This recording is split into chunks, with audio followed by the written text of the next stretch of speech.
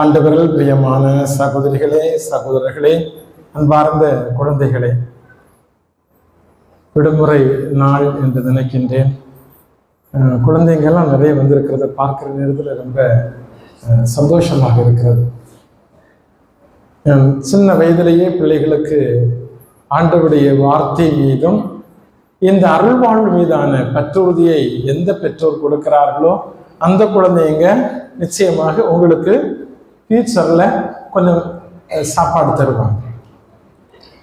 இல்லைன்னா நாம் எங்கேயாவது இருக்க வேண்டியது, குழந்தைங்க கை தவறி போயிடுவாங்க. அருமையானவர்களே, இந்த அற்புதமான இடத்திலே அடியேன் என்னை நம்பிக்கையோடு அழைத்தது மட்டுமல்ல, இந்த பலியை உங்களோடு இணைந்து நிறைவேற்றுவதற்காக கொடுத்த ஒரு வாய்ப்பை நினைந்து ஆண்டவருக்கு நன்றி செலுத்துகின்றேன். பாசமான அழைப்பு வழங்கிய தந்தை ஒக்டேவியஸ் அவர்களுக்கும், எங்களுடைய சென்டருக்கு அடிக்கடி வந்து பலவிதமான பயிற்சிகள் மட்டுமல்ல, இந்த பயிற்சிகள் பங்கேற்று ஏனையோருக்கு ஒரு முன்மாதிரியான வாழ்வு வாழ்ந்து வழிநடத்தி கொண்டக்கூடிய சகோதரர் மகாராஜன், அவருடைய மகாராஜன் ஒரு மகா பெரிய இதயம் கொண்டவர். அவர்களுக்கும் என்னுடைய வாழ்த்துக்களையும் அன்பையும் நான் பாசத்தோடு தெரிவித்துக் கொள்கிறேன். இது திருவருகை காலம். ஆண்டவர் இயேசு கிறிஸ்துவனுடைய பிறப்பின் விழாவை நாம் எதிர்நோக்கி இருக்கின்றோம். அது ரொம்ப கடைசியில் பார்த்தோம்னா திருவருகை காலம் எதுல வந்து முடியும்? கிறிஸ்துமஸ் விழாவோடு முடியும். எனவே இப்பொழுதே நாம இன்றைக்கு தேதி 13. இன்னும் ஒரு 12 நாள் தான் பாருங்க. இப்பவே நாம யோசிப்போம். ஒரு சிலர் யோசித்து முடிச்சு எல்லாம் ரெடி ஆயிருப்பீங்க.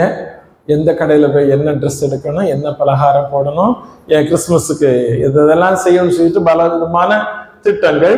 நாம எப்பவுமே நம்முடைய திட்டங்கள் வெளி ரீதியான காரியங்களை பார்த்து கொண்டிருப்போம். ஆனால் திருவருகை எப்பொழுதுமே நீங்க வெளியில உள்ள காரியங்களை முக்கியத்துவம் படுத்தக்கூடிய தருணத்துல உள்ளரங்கமான ஒரு தயாரிப்பை உங்களோடு ஏற்படுத்தி கொள்ளுங்கள் என்ற ஒரு பேரழைப்பை பாசத்தோடு நமக்கு தருகின்றது.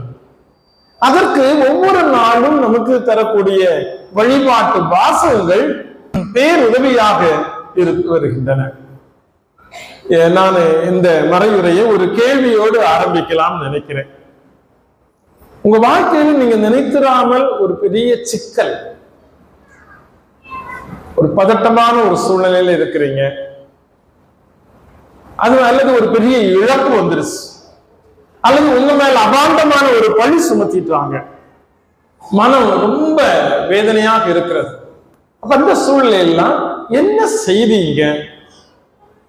யாராவது சொல்ல முடியுமா? ஒரு பெரிய சிக்கலான ஒரு தருணத்துல நீங்கள் மாட்டிக்கிட்ட நேரத்துல என்ன செய்தீங்க? கடவுள்கிட்ட போய் ஏப்பா என்ன இப்படி சோதிக்கிற அப்படின்னு கேட்டீங்களா?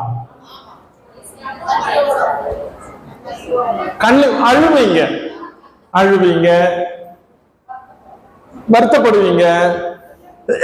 அப்புறம் உங்களால உட்காரவே முடியல, அவ்வளவு. அந்த நேரத்துல துடின்னு சொல்லுவீங்களா? கண்ணீர் வரும். ஏன் இந்த மாதிரி எனக்கு கொடுத்தீங்கன்னு சொல்லிட்டு கடவுள்கிட்ட நம்ம கேள்வி எழுப்புவோம். அது மனித இயல்பு. சரி, நம்மை போல மனிதராக பிறந்து வாழ்ந்து பணியாற்றி கொண்டிருந்த இயேசுவுக்கும் இந்த உணர்வுகள் நிச்சயமாக எழுந்திருக்குமா இல்லையா? எழுந்திருக்கும். அருமாந்தவர்களே, நெருக்கடி, அவமானம், துக்கம், இழப்பு, கடும் வியாதி, புறக்கணிப்பு, இதெல்லாம் வரக்கூடிய நேரத்துல நமக்கு ரொம்ப வேதனையா இருக்கும். சில நேரங்கள்ல பாத்தியா, அவனுக்கு நான் என்னெல்லாம் பண்ண பாத்தியா, உனக்கு அவன் பண்ணிருக்கிறத பாத்தியா, துரோகி என்ன எனக்கு வேதனைக்கு வரக்கூடிய அப்படின்னு நம்ம வெந்து விம்மி கொண்டிருக்கிறோம். இந்த கடவுள் கூட இப்படி பண்ணிட்டாரு அப்படின்னு கூட நாம சொல்லணும். ஏன்னா இந்த மாதிரிப்பட்ட ஒரு சூழல்ல இன்றைய நற்செய்தியும் இன்றைய வாசக பகுதிகளையும் நாம கொஞ்சம் ஆழ்ந்து பார்ப்பது நல்லது என்று நான் கருதுகிறேன். இன்றைய நற்செய்தி பகுதி என்பது ஒரு தொடர்ச்சி. அது 2 அலகுகளோடு கடந்து வந்து கடைசியா நமக்கு கொடுக்கக்கூடிய ஒரு முடிவு. அதை நாம கொஞ்சம் பின்னணியோடு பார்ப்பது நல்லது என்று நான் நினைக்கிறேன். தயாரா இருக்கிறீங்களா? இந்த பகுதியை மத்தேயு நற்செய்தி எத்தனாவது அலகு நான் மறந்துட்டேன். 17 தானாமா? சரி, இந்த 17வது அலகினுடைய இந்த பகுதி, அது தொடக்கத்தில் இருந்து முதல் பகுதியை விட்டுட்டு 10ல இருந்து நம்ம வாசித்தோம். இந்த பகுதியை புரிந்து கொள்வதற்கு கொஞ்சம் முன்னாடி போயிட்டு வரணும்னு நான் உங்களை வேண்டுகிறேன். பாருங்க, 15வது அலகு, மத்தேயு நற்செய்தி 15வது அலகு எடுத்துக்கொள்ளுங்க. எடுத்துட்டீங்களாமா? Very good. 15வது அலகு 21 28. அதுல தலைப்பு என்ன இருக்குன்னு நம்ம கொஞ்சம் பார்ப்போம். கானானிய பெண்ணினுடைய நம்பிக்கை. அடிச்சு துரத்தின பிறகும், நாயின்னு சொன்ன பிறகும், கீழே துண்டு விழுந்தன்னா நான் இலக்கம் இல்ல, அப்படியே நீங்களை பாருங்க ஐயா அப்படின்னு நம்பிக்கை. அப்ப அற்புதமான ஒரு அங்க நிகழ்வு ஒன்று நடைபெறுகிறது. அங்க இயேசுடைய அருள் செயல் வெளிப்படுகிறது அந்த பகுதி.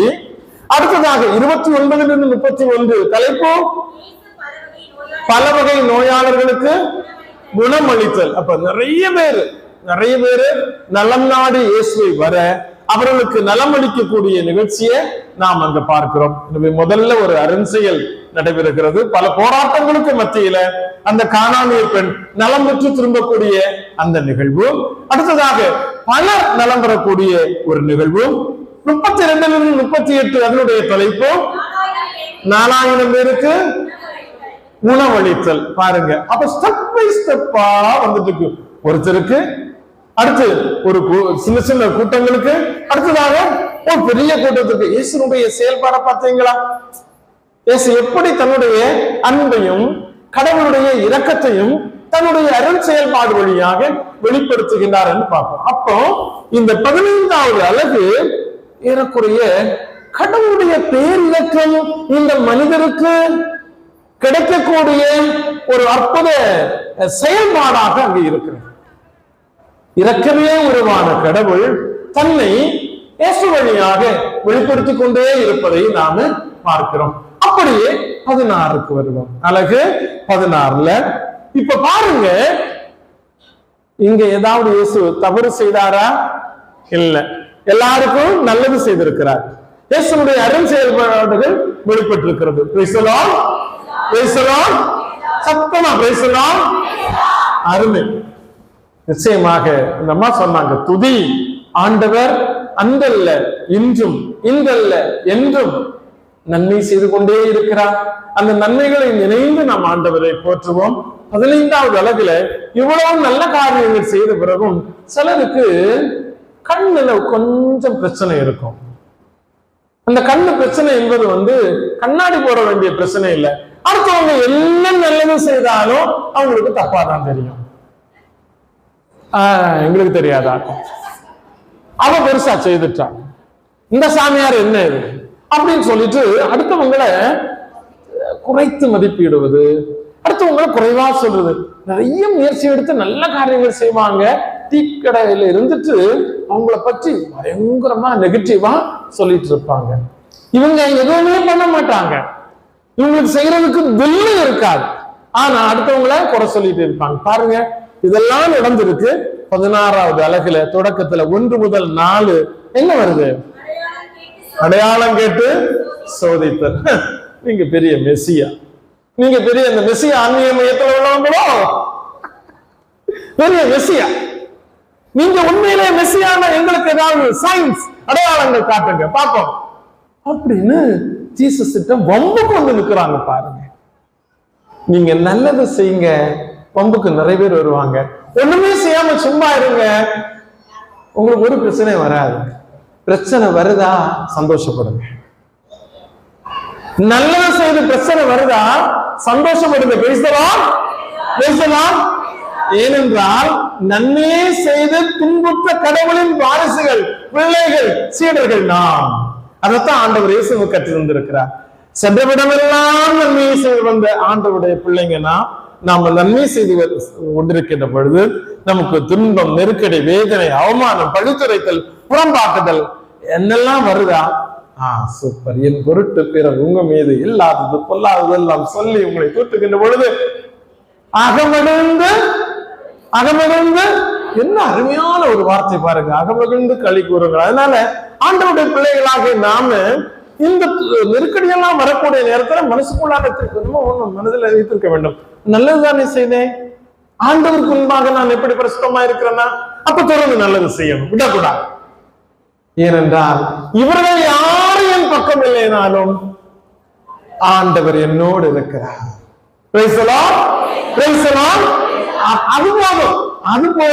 நம்ம இன்னும் அற்புதமாக ஆண்டவர் நம்மை வழி நடத்தி கொண்டிருக்கோம். இவங்க என்ன நல்லவங்கன்னு சொல்லணும்னு நான் நினைச்ச ஏதாவது செய்யவோ சொல்லவோ நடக்கவோ இருந்தால் கடைசியில் இவங்களும் இருக்க மாட்டாங்க, அவரும் இருக்க மாட்டார்.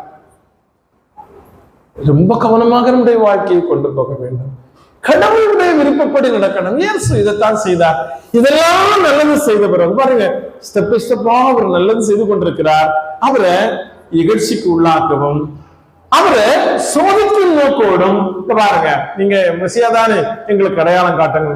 அடுத்ததாக பாருங்க 16வது அலகு 5 முதல் 12 அதற்கான தலைப்பு என்னது?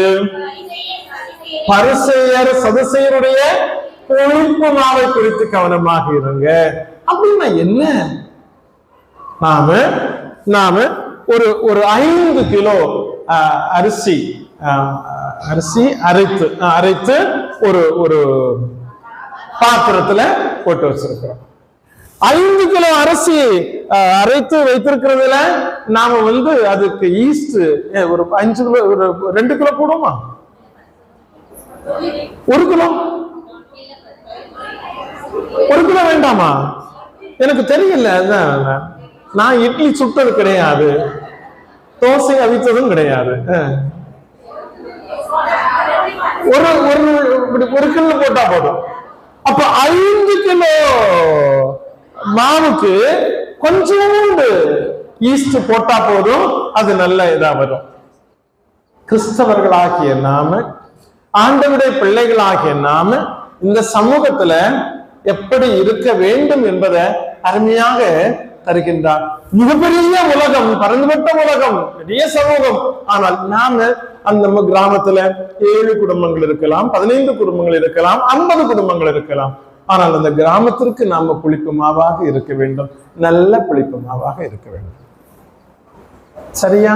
ஆனா இயேசுவா இந்த சமூகத்துல இங்க பரிசேயர் சதுசேயர் புளிப்பு மாவா தவறான எண்ணங்களையும், தவறான பார்வைகளையும், தவறான போதனைகளையும், சட்ட ரீதியான சித்தாந்தங்களையும் கொடுத்து கொடுத்து கொடுத்து அந்த சமூகத்தை கெடுத்து கொண்டிருந்தார்கள்.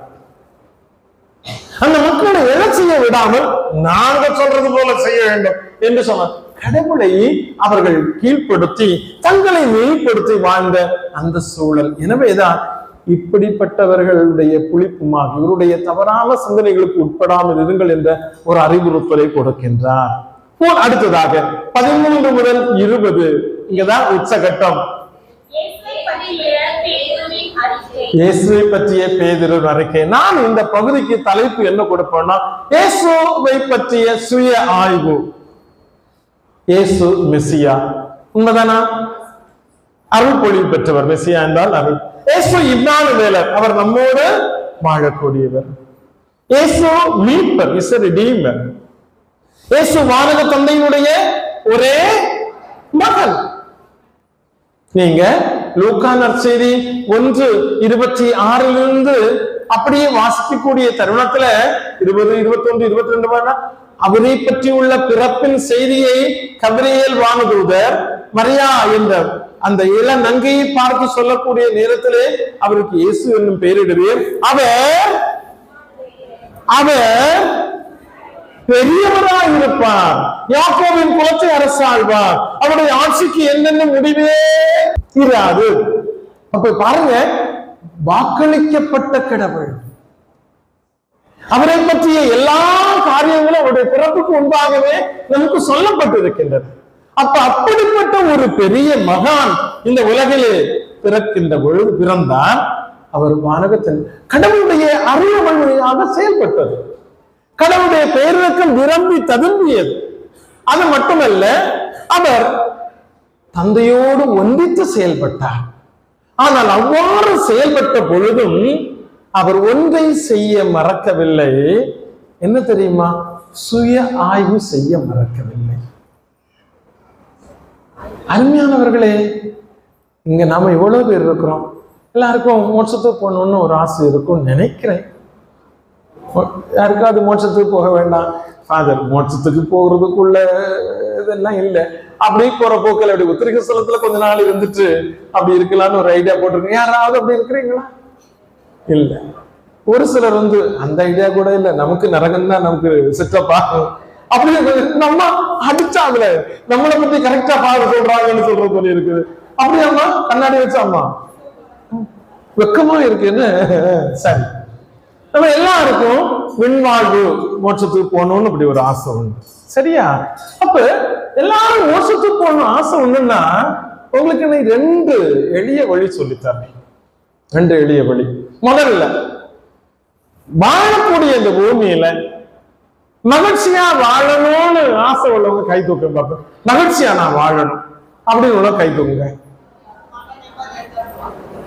மகிழ்ச்சியா, எல்லாருக்கும் மகிழ்ச்சியா? சரி, மகிழ்ச்சியா வாழணும். உண்மையா மகிழ்ச்சி இருக்கா? இல்ல. மகிழ்ச்சியா வாழணும்னு ஆசை இருக்கு, ஆனா மகிழ்ச்சி இல்லை. அப்ப இன்றைக்கு இந்த மையத்துல 2 விஷயங்களை நம்ம ரொம்ப தெளிவா வச்சுக்கிடுவோம். மகிழ்ச்சியை வாழ்வதற்கான ஒரு எளிய வழியை உங்களுக்கு நான் சொல்லித்தரேன். சொல்லி துணை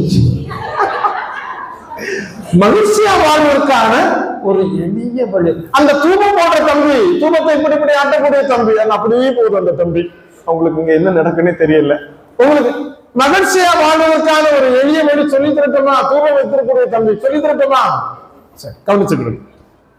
மகிழ்ச்சியா வாழ்வதற்கு எளிய வழி எத்தனை பேருக்கு இதை சொல்லிக் கொடுக்க சொல்லிக் கொடுக்கணும். ரொம்ப சிம்பிள் வே. மகிழ்ச்சியா வாழ்வதற்கான எளிய வழி, மகிழ்ச்சியா வாழ்வதற்கு எளிய வழி ஒண்ணு இருக்கு, சொல்லிடுவேன். எளிமையா வாழ்வது. எளிமையா வாழுங்க, வாழ்க்கையில எப்பவும் மகிழ்ச்சியா இருக்கலாம். சிஸ்டர், நான் சொல்றது சரிதானா? எளிமையா வாழுங்க. இந்த டாம்பிகத்தனமான நான் இந்த கர்வத்தோடு ஆணவ மனப்பான்மையோடு என்னை முன்னிலைப்படுத்தி வாழக்கூடிய அந்த மனப்பாங்கு நமக்கு வேண்டாம். அதை இயேசு நமக்கு கத்துக் கொடுக்கல, அதை இறைவார்த்தை நமக்கு சொல்லி தரல. நம்ம தந்தை, நம்முடைய சகோதரர், நம்முடைய மூத்த சகோதரர் இயேசு, அவர் எளிமையாக பிறந்து எளிமையாக வாழ்ந்து எளிமையாக தன்னையே பலியாக்கினார். அவர் இன்னும் எளிமையாகத்தான் வாழ்கின்றார். எளிமையாக தன்னுடைய பிள்ளைகளாகிய சீடர்களாகி நாம் வாழ ஆவல் கொள்கின்றார். மகிழ்ச்சியாக வாழ்வதற்கான எளிய வழி எளிமையாக வாழ்வது ஒன்று.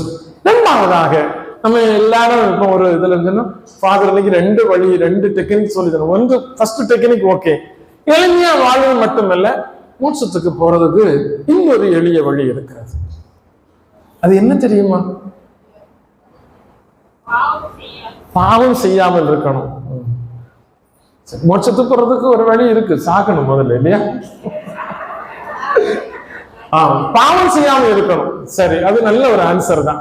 பாவம் செய்யாம இருங்கன்னா மோட்சத்துக்கு போயிடலாம். ஆனா இருக்க முடியுமா? பாவம் செஞ்சதுன்னு செய்யறோம், அருமையான தீர்மானங்கள் எடுக்கிறோம், 2-3 நாளுக்கு மேல வண்டி ஓட மாட்டேங்குது,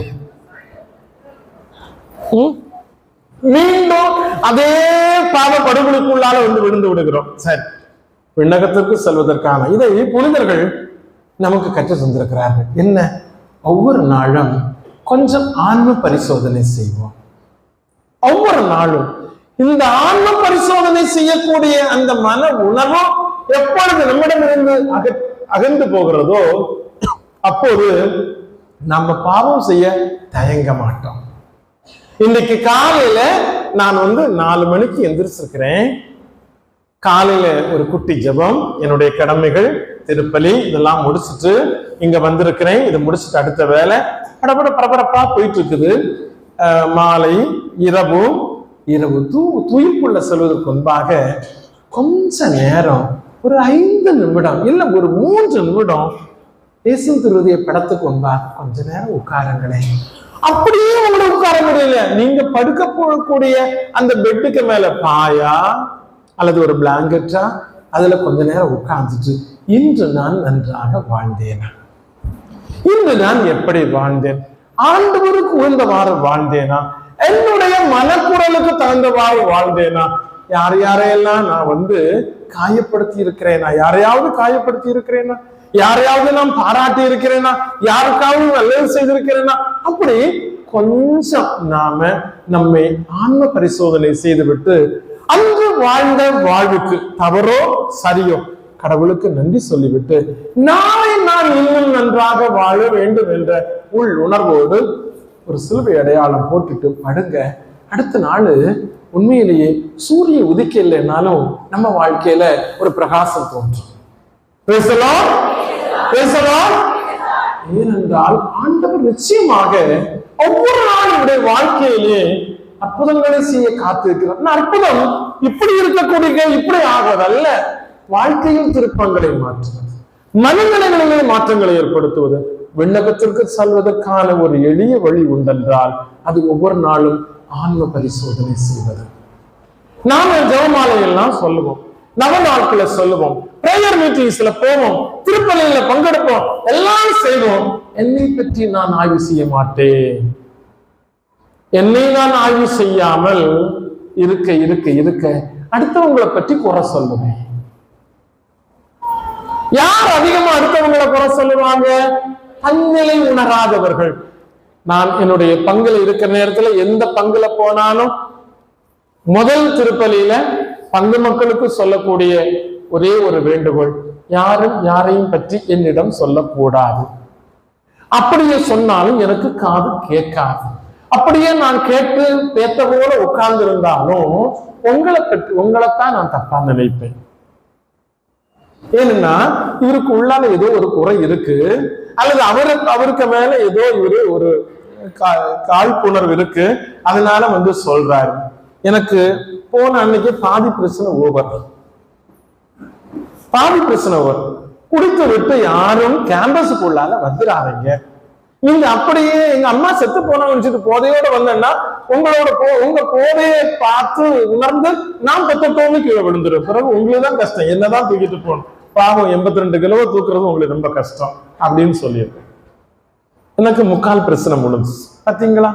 அப்ப நாம் இதுல ரொம்ப கவனமா இருக்க வேண்டும். மகிழ்ச்சியாக வாழ்வதற்கான எளிய வழி என்னது? எளிமையா வாழ்றதை பற்றி நிறைய சொல்லலாம். அதுக்காக கிழிஞ்ச சட்டை போட்டு நடக்கிறது அல்ல. வார்த்தையில் அணுகுமுறைகளில் சின்ன சின்ன பணி. இந்த நான் வாலண்டியர்ஸை பத்தி சொன்ன பாத்தீங்களா? இதெல்லாம் படிச்சவங்க நிறைய வேலைகள்லாம் செய்யலாம். ஆனா அடுத்தவர்களுக்காக தன்னுடைய நேரத்தையும் வாழ்வையும் ஒதுக்கி பிறதுக்காக பிறப்படி செய்ய எளிமையாக நான் இதெல்லாம் செய்யறேன் அப்படின்னு சொன்னா அது ஒரு எளிமையினுடைய இன்னொரு வெளிப்பாடு. எங்க போனாலும் கத்தோலிக்கர்கள் பணிவிடை செய்ய வேண்டும். பணிவிடையாளர்கள். கத்தோலிக்கர் இஸ் ஈக்குவல் டு பணிவிடையாளர்கள். ஏனென்றால் நம் ஆண்டவர் என்ன சொன்னாரு? நான் உங்க மத்தியிலே பணிவிடையாளராக இருக்கிறேன். அந்த பணிவிடையாளர் வாழ்கின்றார் என்றால் அது நம் வழியாக. இதை மனதில் பதித்துக் கொள்வோம். அந்த 2 விஷயங்களையும் மனதில் பதித்துக் கொள்வோம். இயேசுவும் தன்னை சுய ஆய்வு செய்து கொள்ள மறுக்கவில்லை, மறக்கவும் இல்லை. எனவே சீடர்களை கேட்கிறார், எப்பா ஒவ்வொரு ஊரா போகிறோமே, இந்த மக்கள் எல்லாம் என்ன பற்றி என்ன சொல்லிக் கொள்றாங்க, சொல்லித்தாங்களே. உடனே பதில் சொன்னாங்க. என்ன பதில் எல்லாம் சொன்னாங்க? சொல்லுங்கள் சீடர்களே. அப்படியே சொல்லிட்டு சரி அவங்க எல்லாம் சொல்றாங்க, நீங்க என்ன பற்றி என்ன சொல்றீங்க? நீர் மெசியா, வாழின் கடவுள் மகன் சொல்லிட்டு பர்த்தலமியும் சொன்னார். அப்படிதான் நாம பேதுருவா சொன்னாரு. தெளிவா இருக்கிறீங்க. பேதுரு சொன்னார். சரி, அப்ப இயேசுவும் தன்னை சுய ஆய்வு செய்து கொண்டார். திருத்தந்தை சுய ஆய்வு செய்யணுமா? திருத்தந்தை இல்ல, உலகில் பிறந்த ஒவ்வொருவரும் தன்னை சுய ஆய்வு செய்து கொள்ள வேண்டும். ஆன்ம பரிசோதனை செய்து கொள்ள வேண்டும். அதனால தூய்மையான வாழ்வு வாழ வேண்டும் என்றால் விண்ணகத்திற்குள் நுழைய வேண்டும் என்றால் இந்த சுய ஆய்வு இந்த கீயை எப்பவுமே கையில வச்சுக்கிடுங்க. எப்ப நாம நம்மை சுய ஆய்வு செய்ய தவறுவிட்டோமோ அப்பொழுது நம்முடைய ஸ்டெப்ஸ் எங்கேயாவது கீழே விழுந்துரும். இதுல நம்ம ரொம்ப கவனமாக இருக்க வேண்டும். எனவே இப்படியெல்லாம் பண்ணிட்டு பாருங்க, இங்கே 3 நிலைகள் இருக்கிறது. மக்கள் என்னை பற்றி என்ன சொல்கிறார்கள், நீங்கள் என்னை பற்றி என்ன, இன்னும் ஒரு ஆள்கிட்ட கேட்க வேண்டி இருக்கிறது, இன்னும் ஒருத்தட்ட கேட்கணும். அடுத்ததாக பாருங்க, மத்தேயு நற்செய்தி 17:1-9 அடுத்த பகுதி வருகிறது. இயேசு தன்னுடைய பாடுகளை சொல்லிட்டு அடுத்த கட்டத்துக்கு போகிறாரு. ஒருத்தட்ட கேட்கணும்னு நினைக்கிறார். யாருடன் கேட்க வேண்டும் என்று நினைக்கிறார்? சிஸ்டர் கரெக்டா சொல்லிட்டாங்க. தன்னை இந்த மண்ணுக்கு அனுப்பிய தந்தையோடு கேட்க வேண்டும். மக்கள் என்ன சொல்றாங்க? என் உடன் வாழும் சீடர்கள் என்ன சொல்றாங்க? என்னை அனுப்பிய தந்தையிடம் கேட்பேன்.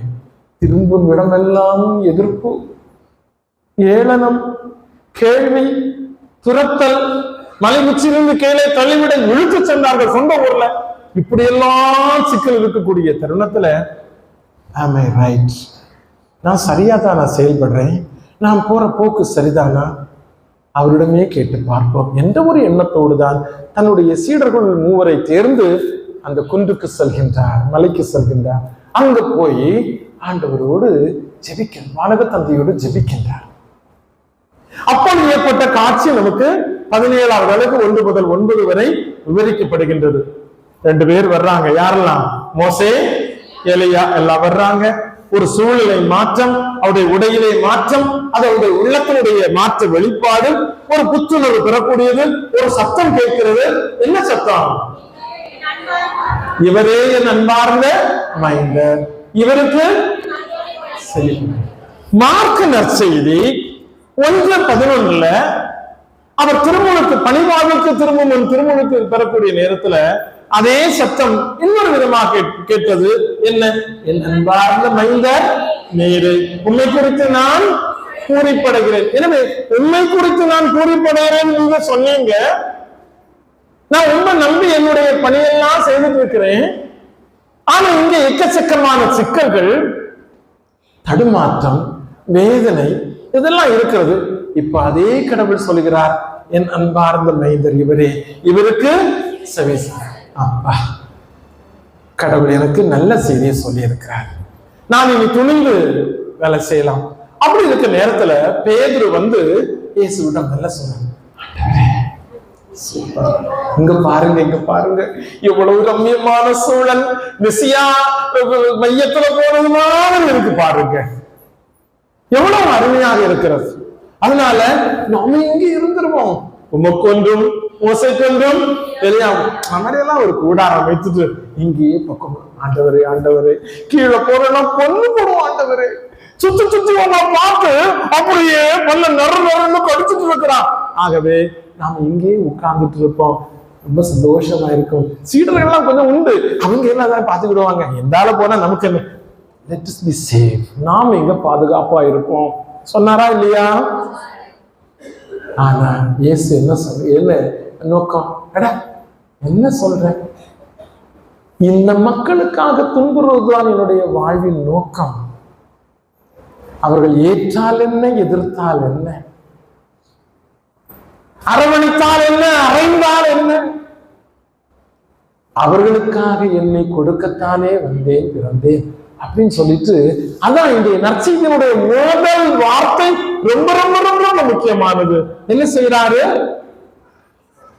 இயேசு மலையிலிருந்து கீழே இறங்கி வர்றாரு. சோறு கண்ட இடம் சொர்க்கம்னு அவர் பாட்டு உட்கார்ந்து இருக்கல்ல, மலையிலிருந்து இறங்குறார், துன்புறுவதற்காக இறங்கி வந்தார்.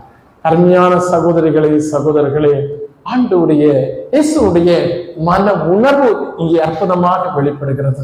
அந்த இயேசு இன்று நம் வழியாக பேசுகின்றார், நம் வழியாக செயல்படுகின்றார். பெல்ஜியம் நாட்டை சார்ந்த மிகப்பெரிய ஒரு இறையியல் அறிஞர் ஸ்கிலபெக்ஸ் ரொம்ப அருமையாக சொல்கிறார், கடவுள் இன்றும் மனிதர் வழியாக பேசிக்கொண்டே இருக்கின்றார். மோசே வழியாக, அதுக்கு ஆபிரகாம் வழியாக, யோசுவா வழியாக, பல்வேறு இறைவாக்குகள் வழியாக அப்படி பேசிக்கொண்டே இருக்கக்கூடிய கடவுள் நம்முடைய தந்தை ஒக்டோபியஸ் வழியாக. உங்க பேர் என்னம்மா? எலிசபெத். இந்த சகோதரி எலிசபெத் வழியாக. ஐயா உங்க பேர் என்னப்பா? மணி. திரு மணி அவர்கள் வழியாக, அதோ அங்க இருக்கக்கூடிய ஒரு சின்ன குழந்தை வழியாக கடவுள் பேசிக்கொண்டே இருக்கிறார்.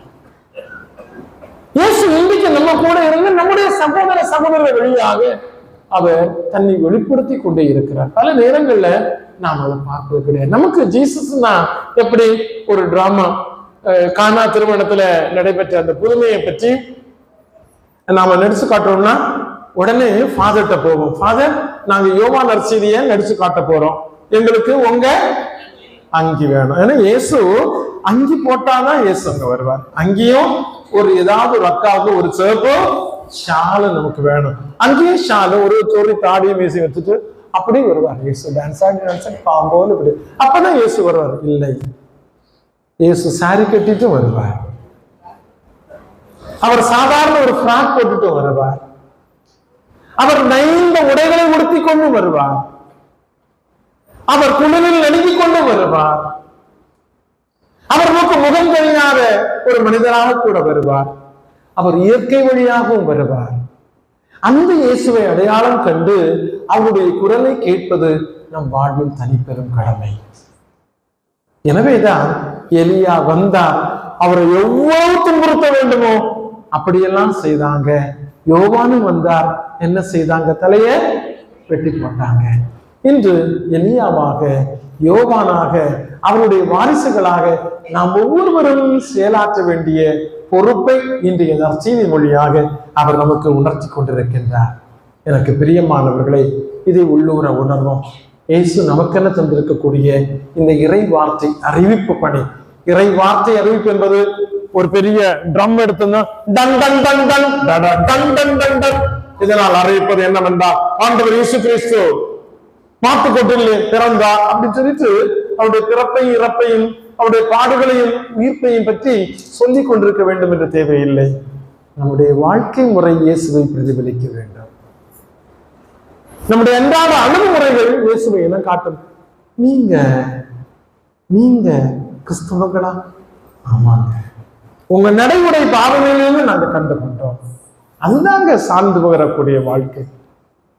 நாம மார்க்கெட்டுக்கு போகிறோமா, பேருந்தில் இருக்கிறோமா, ஒரு கூட்டத்தில் இருக்கிறோமா, அல்லது பல்லாயிரக்கணக்கான இருக்கக்கூடிய இடத்துல நம்ம இருக்கிறோமா, நம்முடைய ஒவ்வொரு அசைவும் இயேசு நமக்குள் வாசம் செய்கிறார் என்பதை பறைசாற்றக்கூடியதாக இருக்க வேண்டும். அதற்கென்று நமக்கு தனி அட்ரஸ் தேவையில்லை. அதற்கென்று ஒரு பெரிய சிலுவை போட்டு கொண்டு பாருங்கள், நான் கிறிஸ்துவை ஏற்றிருக்கிறேன் அப்படியெல்லாம் நம்ம தம்பட்டம் அடிக்க வேண்டிய தேவையில்லை. நம்முடைய ஒவ்வொரு செயல்பாடும் பணிவான, பரிவான, பாசமான ஒவ்வொரு செயல்பாடும் இயேசுவை பறைசாற்றட்டும். இன்று நம் சமூகத்திலே வாழும் இயேசுக்கள் நாம் தான். அவ்வாறு வாழ தொடர்ந்து இந்த திருப்பலியிலே வேண்டுமா?